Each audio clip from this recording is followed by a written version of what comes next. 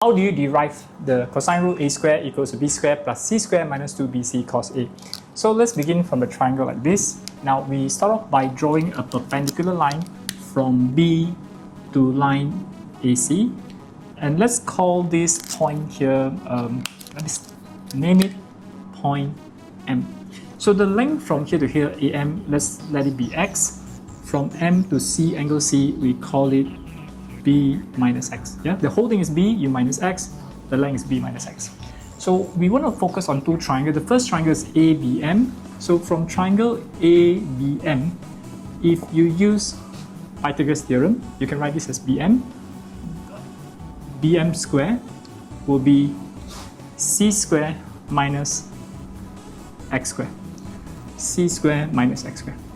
Then you want to link the first BM with the second BM from the second triangle BMC or BCM, right? BCM, we use Pythagoras theorem again.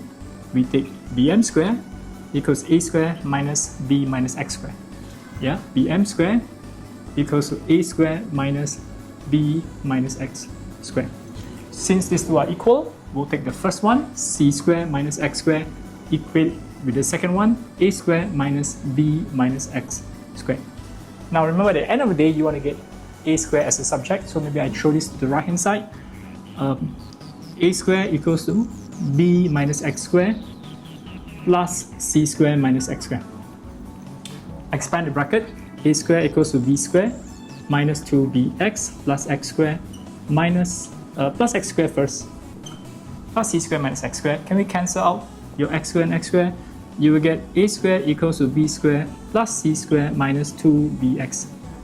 However, we have a problem because the equation here, you shouldn't have any x. You should write everything in terms of B, C, or A. So go back to this first triangle here. We can use cos. Cos of angle A is your adjacent over hypotenuse. So let me write this here. Cos of angle A is x over c. So let's make x as a subject.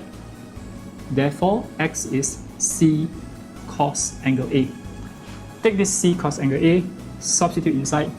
Therefore, your A square equals to B square plus C square minus 2B. Instead of writing x, we write c cos A.